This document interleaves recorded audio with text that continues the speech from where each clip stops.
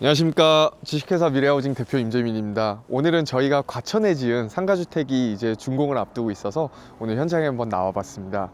지금 여기 상가주택 같은 경우는 필지 면적이 75평에 이제 1층에 20평, 그리고 2층에 45평, 3층에 45평, 그리고 다락에 35평까지 해가지고 전체 건축 면적이 약 135평에 건축이 진행된 현장이고요. 그리고 다락 면적까지 포함했을 때는 그거보다 조금 더 면적이 커지게끔 공사를 진행한 현장입니다. 설계 같은 경우는 간양 건축사 사무소에서 설계를 진행하셨고, 건축주님께서 저희에게 시공 의뢰를 주셔서 저희가 시공만 맡아서 진행을 하게 됐습니다. 그래서 여기 주택은 외장재로는 이제 벽돌과 파벽이 조화롭게 진행이 된 걸 보실 수 있는데요. 건물의 전체적인 매스에서 봤을 때 입체감을 드러낼 수 있게끔 색깔과 그리고 단면에서의 약간의 차이를 만들었는데요. 보시는 것처럼 지금 안으로 조금 들어간 부분들은 파벽이 시공된 부분이고요. 그리고 바깥쪽으로 튀어나온 부분들은 전체적으로 조적이 시공된 부분입니다. 그리고 보시는 것처럼 전체 창이나 이렇게 단차 있는 부분에는 전부 다 후레싱으로 물 끊기 마감 처리를 해서 나중에 오랫동안 건물이 사용되어도 오염이나 이런 게 생기지 않게끔 시공을 했습니다. 외부에는 법적 기준의 단열인 PF보드 기준으로 90mm 단열을 진행을 했고요. 기초 하부라든지 기초 측부 그리고 지붕까지 전체 외단열을 해서 저희가 늘 하는 디테일로 전부 마감을 진행했습니다. 건물에 이제 외장재로 조적을 좋아하시는 분들이 많은데, 사실 조적 건물들이 공사비도 비싸고 까다로운 부분들이 굉장히 많아요. 그래서 조적은 어떻게 쌓느냐에 따라서 내구도와 품질 그리고 가격적인 부분이 다 달라지는데요. 저희 같은 경우 조적에 대한 구조 설계까지 다 받아가지고 L형 앵글이나 L형 앵글을 고정하는 철물, 그리고 중간중간 이제 조적과 벽을 같이 잡아줄 수 있는 C형 철물이나 이런 것들을 모든 구조 검토 내용에 맞게끔 전체 조적을 시공을 했습니다. 그렇게 조적이 시공돼야지만 나중에 문제가 생기지 않고요. 어떤 탈락이나 크랙이나 이런 부분들이 전혀 발생하지 않거든요. 그리고 창호 같은 경우는 최초 건축사분이 설계하셨을 때는 사실 이런 상가주택에 일반적으로 쓰게 되는 이중창호로 설계를 하셨었는데요. 지금 저희 주택은 전부 다 시스템 창호로 바꿔서 시공을 했습니다. 요새는 상가주택 같은 경우도 이중창의 경우 단열 성능이나 기밀 성능이 많이 떨어지기 때문에 이렇게 시스템 창호로 많이 변경을 하는 추세고요. 보시는 것처럼 나중에 큰 창들은 이삿짐이 왔다 갔다 해야 될 수도 있기 때문에 창호의 개구부를 크게 오픈을 하고, 그리고 난간 부분을 유리 난간으로 설치함으로써 이사 시에는 유리 난간을 제외시키고 이삿짐을 충분히 넣을 수 있게끔 계획하고 시공했습니다. 자, 그럼 저희 건물 안쪽으로 한번 들어가 보시겠어요? 이제 상가주택 같은 경우는 설계나 시공에 있어서 포인트적으로 굉장히 중요한 부분이 이제 주차장을 어떻게 마무리하냐입니다. 그래서 주차 대수가 많아질수록 아무래도 상가 부분의 면적은 줄어들 수밖에 없고, 그리고 주차 대수를 적게 억제할수록 상가 면적, 이 공간 자체가 커질 수 있기 때문인데요. 지금 여기 같은 경우는 건축사분께서 최초에 평행 주차로 1대, 그리고 이제 직각 주차로 4대를 계획을 하셨고요. 그리고 주차 공간과 주차 공간 사이에 기둥이라든지 마감재에 대한 두께를 전부 다 계획을 하셔서 이런 상가주택에서 나중에 주차에 대한 폭이 안 나와서 외장재를 자른다든지 또는 준공을 못 받는다든지 이런 경우들도 간혹 생기거든요. 근데 그런 부분들에 대한 문제 없게끔 계획부터 시공까지 모두 진행이 됐습니다. 그리고 도로보다 조금 낮거나 위험할 수 있는 부분들은 설계 단계에서부터 이렇게 배수 트렌치들이 검토돼 있었기 때문에 이런 부분으로 물이 유도될 수 있게끔 처리를 했고요.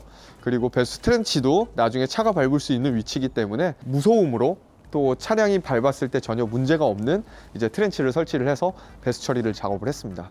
바닥에 사용된 보도블록이나 이런 것들은 전부 다 이노블록 제품을 사용을 해서 일반적인 좀 정사각 보도블록보다는 고급스러운 느낌을 유도했고요.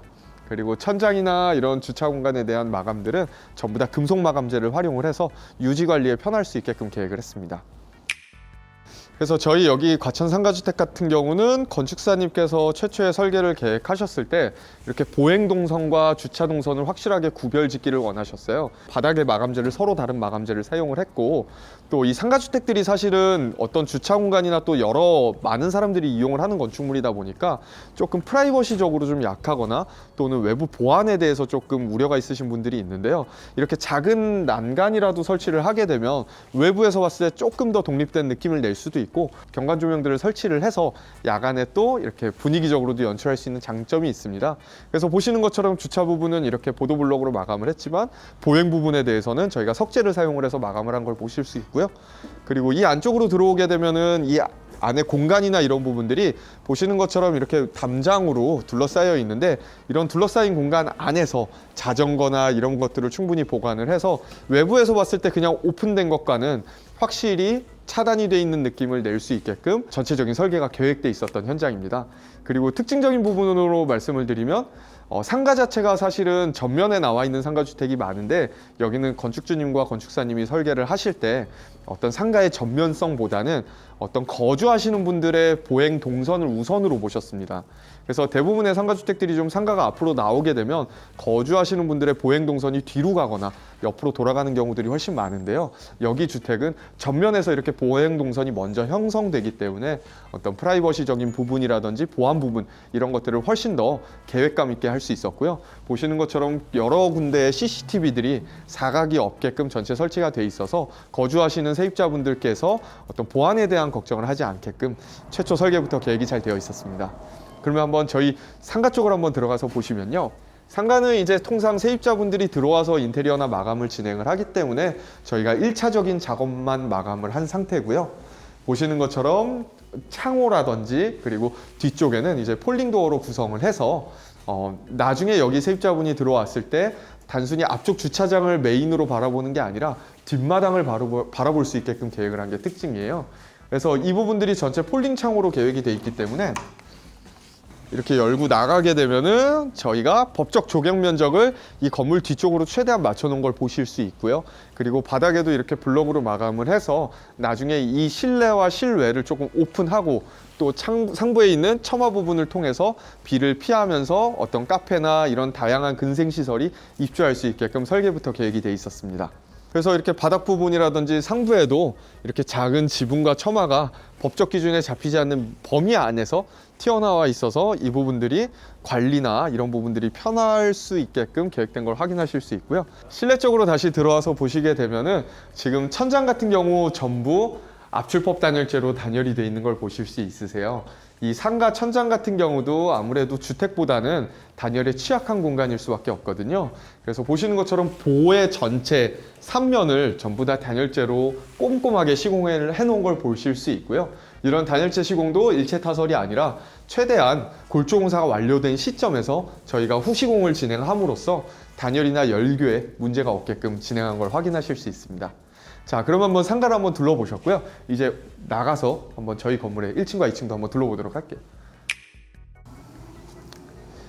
네, 이렇게 상가에서 나오게 되면은 상가 공간과 바로 옆에 그리고 전면성을 가진 저희 거주하시는 분들의 출입구가 나오게 되는데요.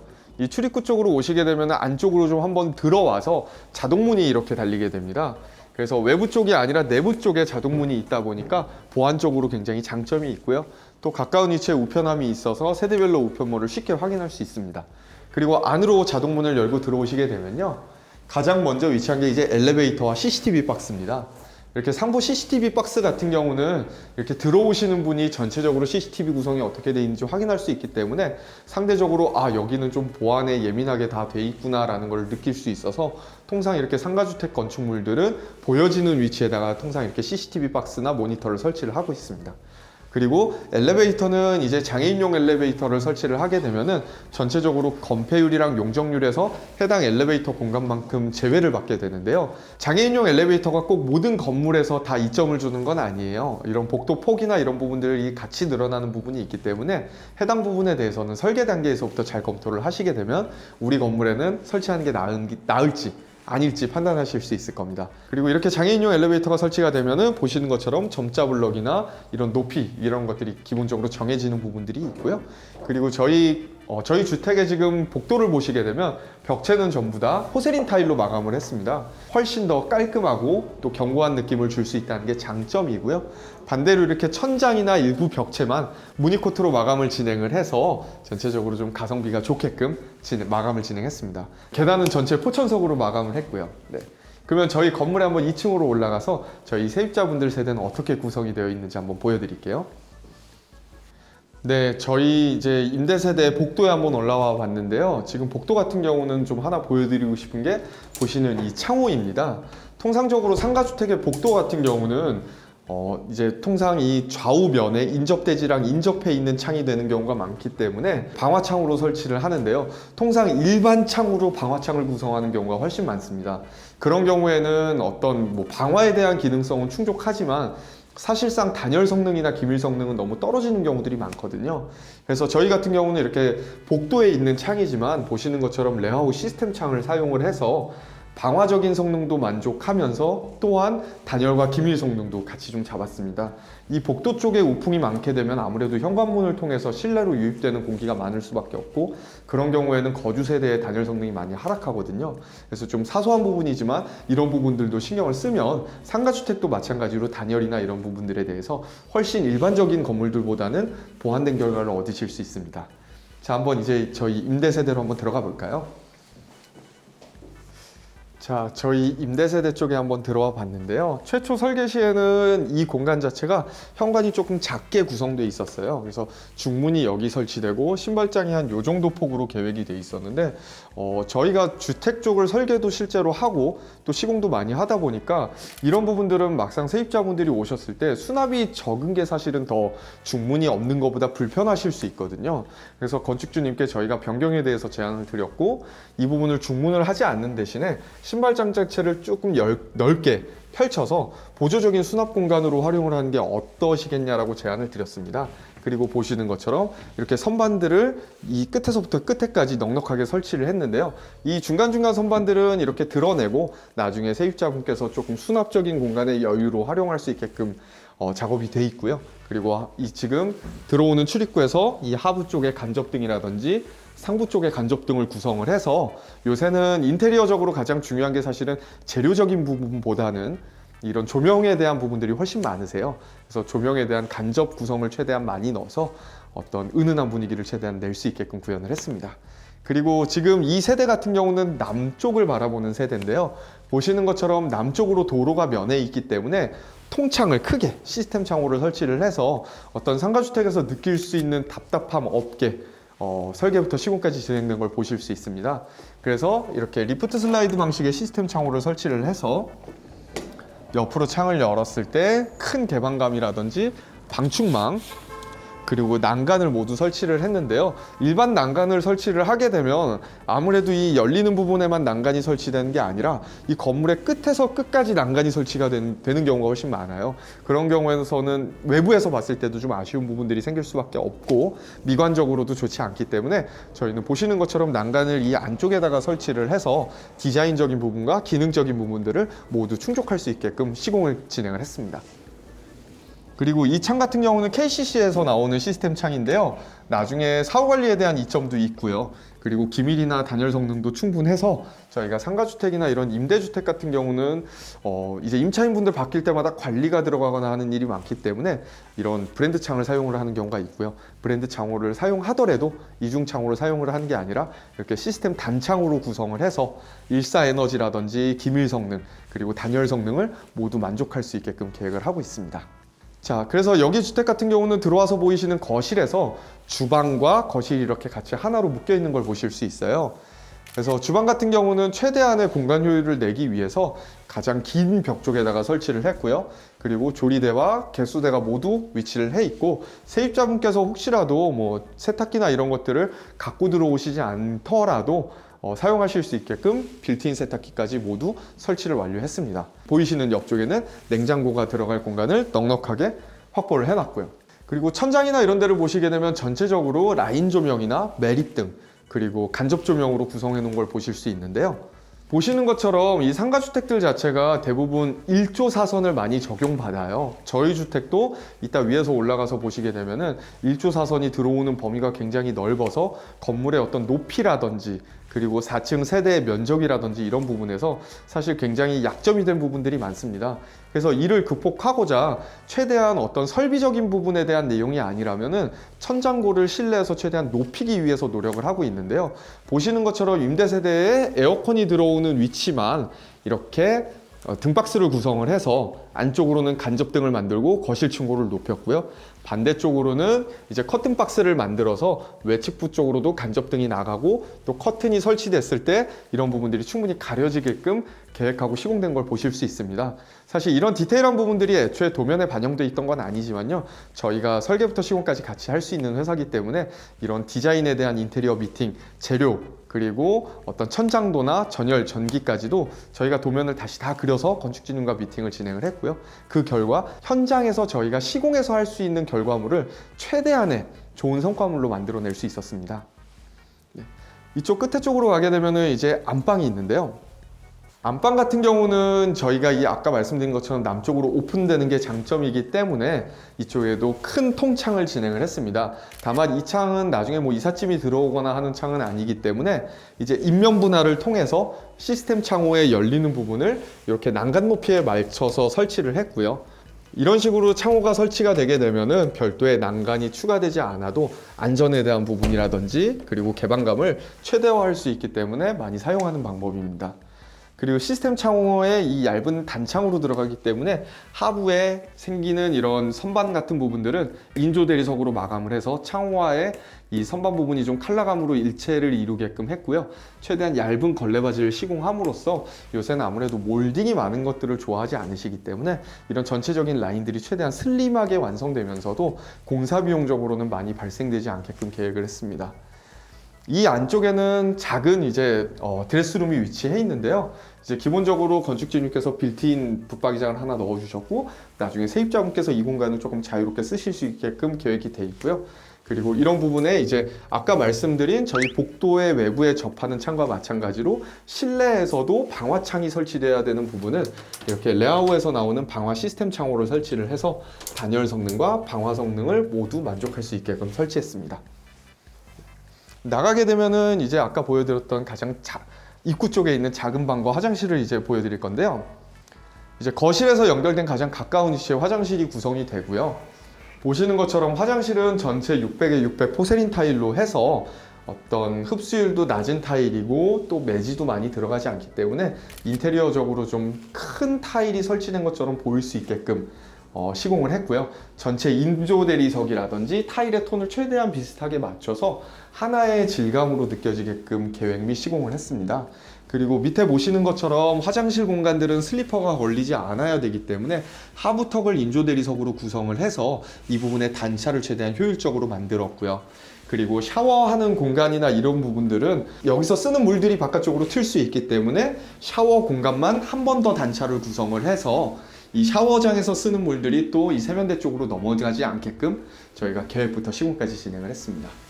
전체적인 독이나 수전들은 사실 설계 단계에서 검토된 게 없어서 저희가 아메리칸 스탠다드 제품으로 전체 제품을 가이드 해드렸고 또 아까 말씀드린 것처럼 이런 공간들의 어떤 디자인의 완성은 이렇게 조명이 어떻게 설치되어 있냐에 따라 분위기가 많이 달라지기 때문에 천장에는 매립등을 구성을 하고 그리고 이렇게 거울 뒤에도 간접 조명을 구성을 해서 이 타일의 질감이나 그리고 이 공간의 따뜻함이 좀 느껴질 수 있게끔 저희가 시공을 진행했습니다.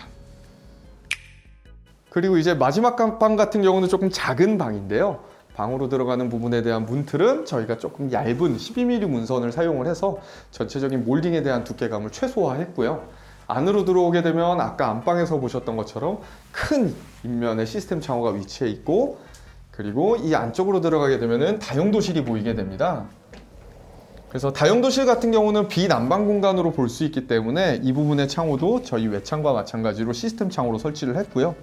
그리고 이 다용도실 안쪽에는 세탁기도 나중에 추가적으로 설치할 수 있고 또 에어컨 실외기를 기본적으로 여기 과천 지역 같은 경우는 실외기가 외부에 노출되면 안 됩니다.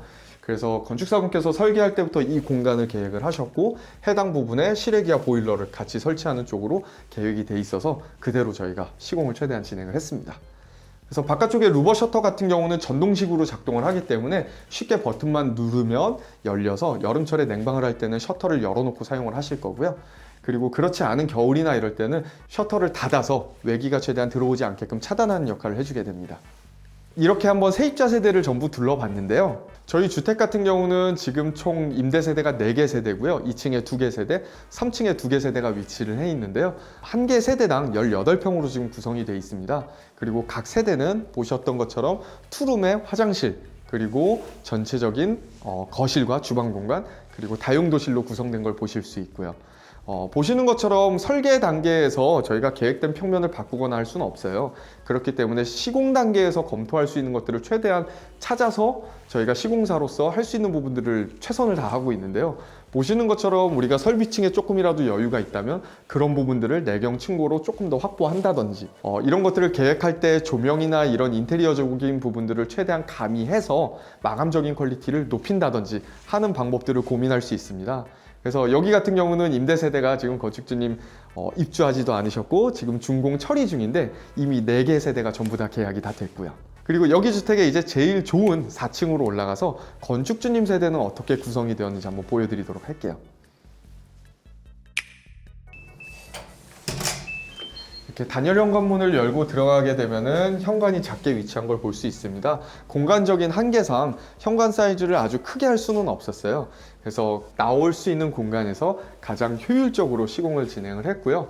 이제 오른쪽으로 보시면은 일괄소등 스위치가 위치해 있어 세대로 들어갔을 때 전체 스위치를 다락까지 올라가지 않더라도 켜고 끌 수 있게끔 구성을 했습니다.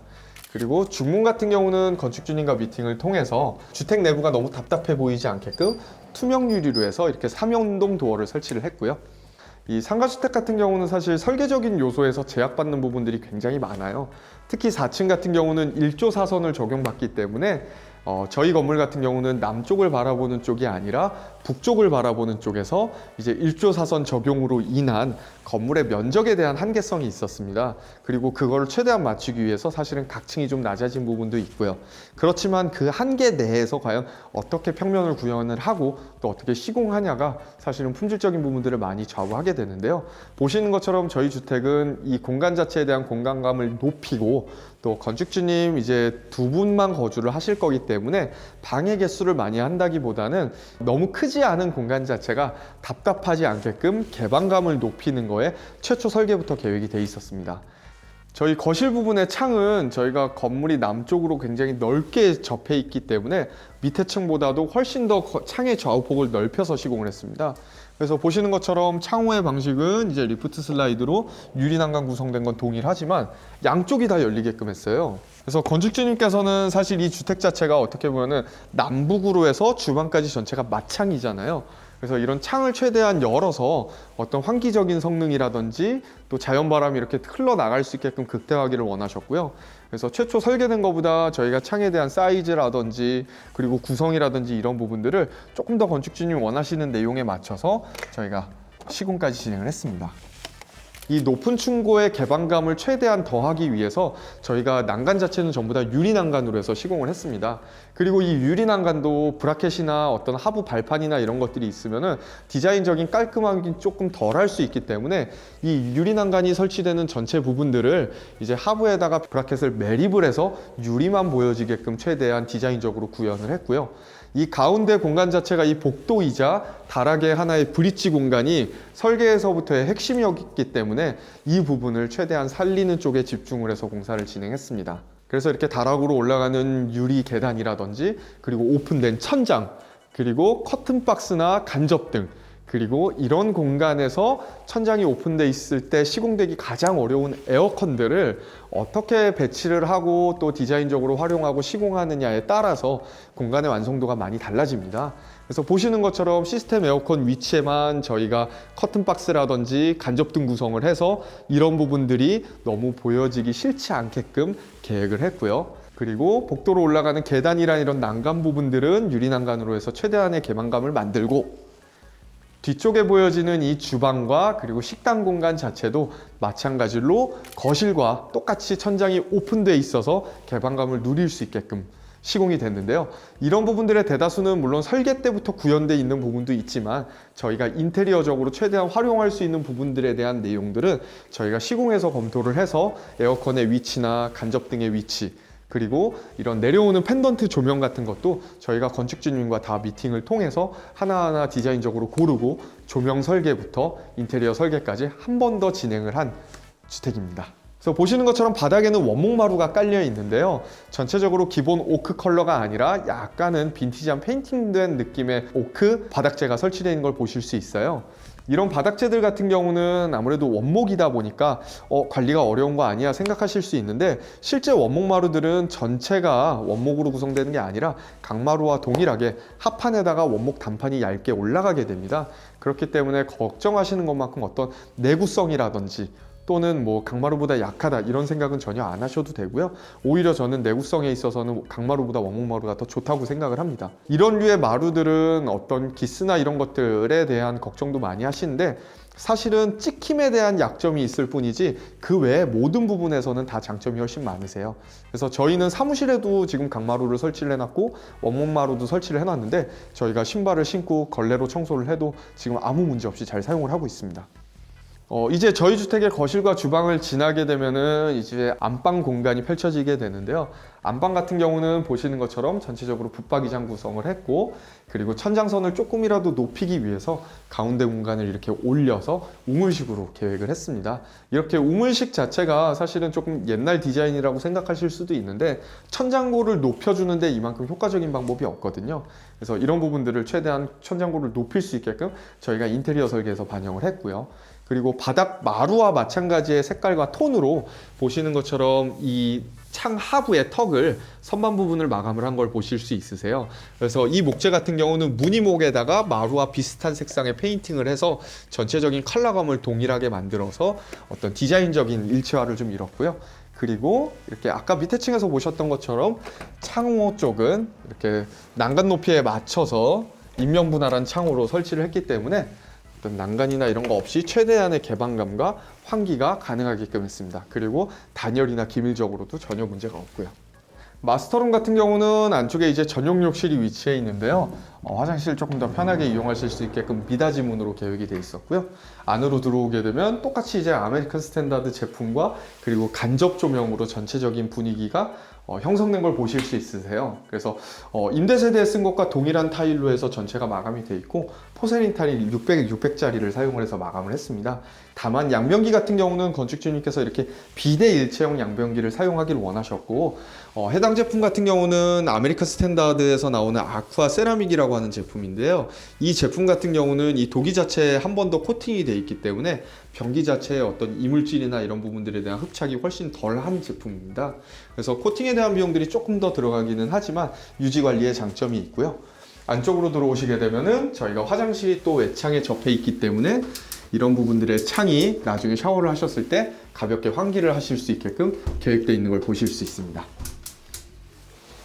이제 저희 건축주님 세대 평면 같은 경우는 아파트 평면과 조금 비슷한 구조이기 때문에 화장실이 총 2개예요. 그래서 보이시는 화장실은 공용 화장실로 계획이 되어 있는데요. 앞서 얘기한 것처럼 전체적인 분위기나 타일 이런 부분들을 마감을 동일하게 진행을 했고요. 상가주택이나 이런 건물들은 아무래도 유지관리가 중요하다 보니까 천장을 도장으로 하는 게 아니라 지금 보시는 것처럼 SMC 마감에다가 점검구 구성을 훨씬 더 많이 합니다. 이게 아무래도 시설물에 문제가 생겼을 때 유지관리가 훨씬 편하기 때문이죠.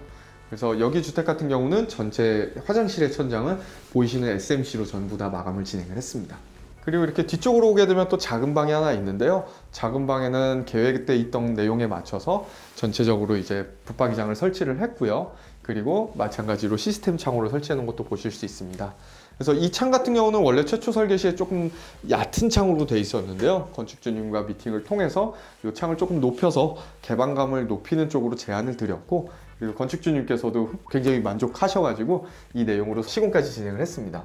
그래서 마찬가지로 시스템 창호로 시공되어 있는 걸 보실 수 있는데, 시스템 창호는 나중에 차양을 어떻게 하나요? 물어보시는 분들도 있어요. 물론 가장 좋은 거는 외부 차양을 설치를 하는 거겠지만 사실 금전적으로 좀 부담되는 부분이 있거든요. 그래서 보시는 것처럼 안쪽에다가 블라인드를 설치를 하게 되는데, 일반적인 커튼이나 블라인드를 안쪽에다가 달게 되면 시스템 창 자체가 미닫이 방식이 아니라 이렇게 안쪽으로 여닫이 방식으로 열리기 때문에 커튼이나 블라인드와 간섭이 되는 경우가 되게 많습니다. 그래서 이런 경우에는 이 집이라고 하는 창호 유리를 고정하는 브라켓 부분에다가 이렇게 허니컴 블라인드를 설치를 하는 쪽으로 저희가 많이 설명을 드리는데요. 여기 주택 같은 경우도 건축주님과 저희가 커튼 블라인드 업체를 연결을 해드렸고 저희가 제안 드리는 방식으로 이렇게 허니콤 블라인드를 설치를 하셨어요. 그래서 이 방식의 장점은 아까 말씀드린 것처럼 일반적인 커튼 블라인드였으면은 창문을 닫고 이 부분을 할 수밖에 없는데 지금 보시는 것처럼 블라인드가 돼 있는 상태에서 턴으로 오픈도 가능하고 블라인드가 돼 있는 상태에서 틸트로도 오픈이 가능하다는 장점이 있습니다. 그리고 지금 같은 경우는 이 레바가 아래쪽에 설치가 돼 있지만 이거를 풀러서 위아래를 뒤집어서 달게 되면은 이 블라인드를 아래에서 위로 올려서 밑에만 가리는 것도 가능하기 때문에 굉장히 활용도에서 높은 이점을 가져요. 지금 이 옆에 것 같은 경우는 그런 식으로 설치가 돼 있는데요. 보시는 것처럼 이렇게 아래쪽을 가려놓은 상태에서 위에 쪽을 내리는 쪽으로 차양을 하게 되면 아무래도 밑에가 떠 있는 거는 시선적인 부담이 많은데 위에가 보여지는 거는 내가 프라이버시적으로도 안정감을 느끼면서 또 햇볕은 들어올 수 있다는 장점이 있거든요. 그래서 저희 같은 경우는 보시는 것처럼 시스템 창호에 외부 차양을 설치하지 않는 경우에는 이런 방식의 허니콤 블라인드를 설치하시는 것을 많이 추천드리고 있습니다. 저희 주택의 주방 공간 같은 경우는 한샘에서 시공을 진행을 했고요.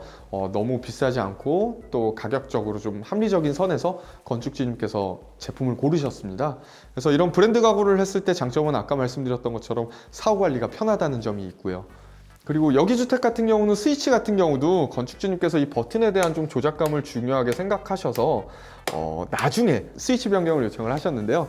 그래서 일반적으로 저희는 르그랑 아펠라 제품을 많이 쓰는데 해당 세대 같은 경우는 아테오 제품을 설치를 해서 조금 더 고급스럽게 마감을 했습니다. 사실 뭐 좋은 스위치를 설치하신다고 하면 요새는 정사각 타입도 많이 하시는데요. 정사각 타입의 스위치는 인테리어적으로 최초에 계획되어 있는 상태에서 시공되지 않으면 한계가 좀 있어요. 그래서 나중에 추가적으로 제품만 변경해서 하실 때는 보시는 것처럼 아테오 제품을 하시는 게 가장 좋은 선택지이지 않을까 싶고요. 저희가 처음에 말씀드렸던 것처럼 저희 주택이 1조 4선을 적용받는다라고 말씀을 드렸는데 1조 4선을 적용받게 되면은 건물 높이 10m 부분부터 안쪽으로 1조 4선이 수평으로 들어오기 때문에 자연적으로 테라스가 형성될 수밖에 없습니다. 그래서 이렇게 테라스가 구성되는데요. 테라스 부분을 보시는 것처럼 최초 계획에 목재로 해서 데크를 설치되게끔 도면에는 계획되어 있었습니다. 근데 아시다시피 이런 공간에 목재나 방부목 데크 같은 경우는 사실 유지 관리가 굉장히 어려워요.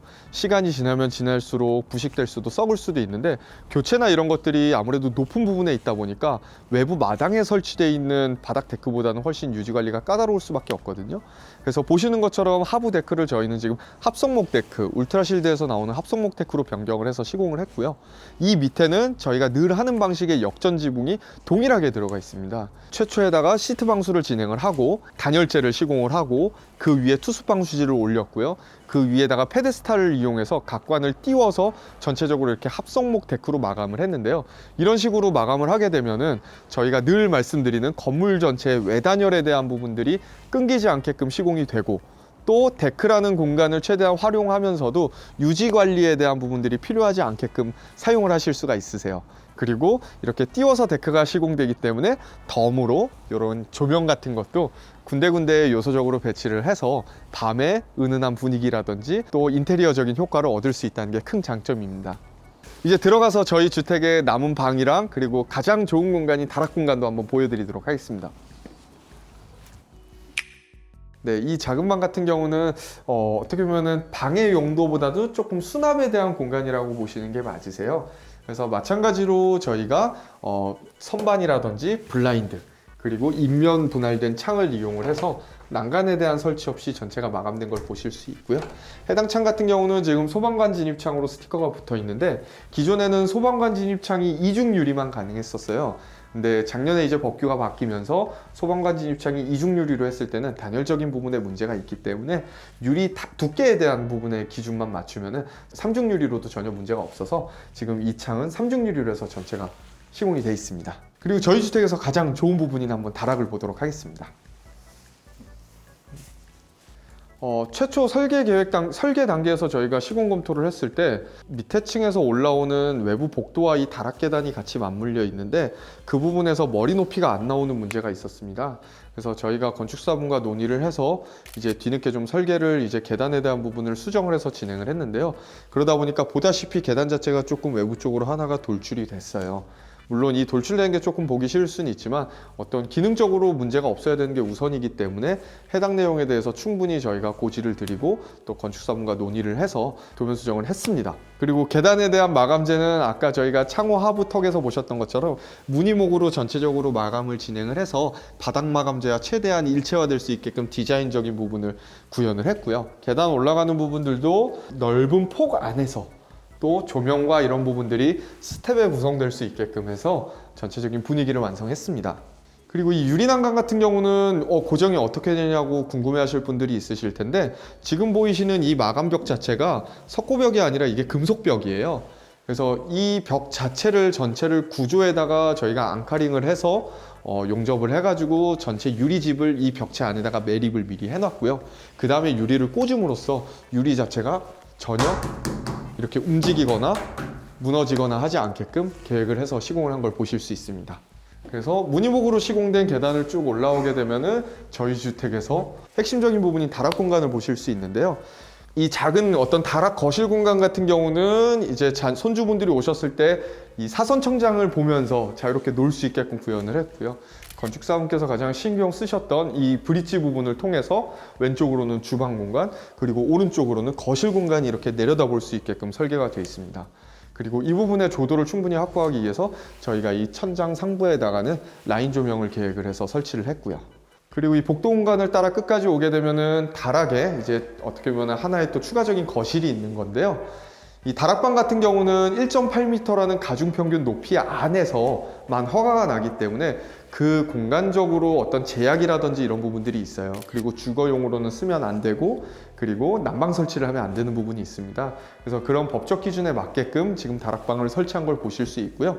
어떤 층고적인 부분에 있어서 일조사선에 걸리지 않게끔 하면서도 최대한 사용하는 공간을 높이기 위해서 보시는 것처럼 뻐꾸기 창으로 구성을 해서 북쪽과 그리고 반대쪽 남쪽에 지금 어떤 층고적인 높이를 들어 올린 부분이 있고 또 개방감을 만든 부분을 보실 수 있으세요. 그래서 이렇게 다락을 공간을 구성을 해야지만 실제 사용하는데 문제없는 머리 높이도 형성이 될 수 있을 거고요.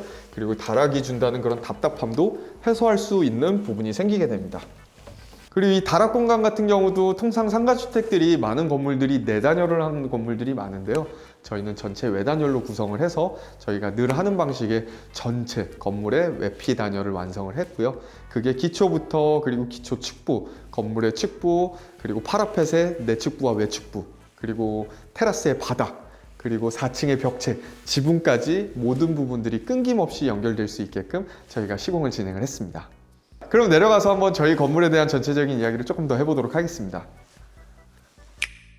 이렇게 해서 저희 주택의 전체적인 공간들을 한번 둘러보셨습니다. 그래서 1층은 상가로 구성되어 있고 2층, 3층은 임대세대, 그리고 4층은 건축주님이 거주하시는 전형적인 이제 상가주택 필지의 모습을 보여주고 있고 그 건물이 완성된 걸 보실 수 있습니다. 이런 상가주택이나 다가구 주택 같은 경우는 종합건설 면허가 있어야지만 시공이 가능하고요. 저희 같은 경우는 종합건설 면허를 보유하고 있기 때문에 건축 설계라든지 그리고 시공 의뢰 이런 것들이 모두 가능하세요.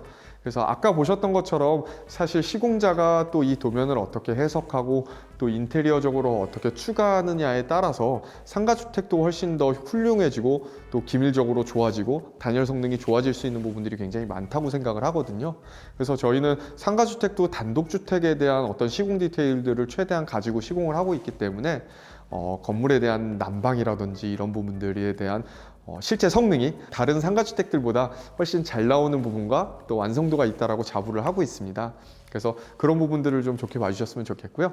그래서 이렇게 설계뿐만 아니라 시공에 대한 상담도 진행을 하고 있으니까 시공 상담이 필요하시면 언제든지 저희 회사로 편하게 연락 주시면 감사하겠습니다. 지금까지 주식회사 미래하우징이었습니다. 감사합니다.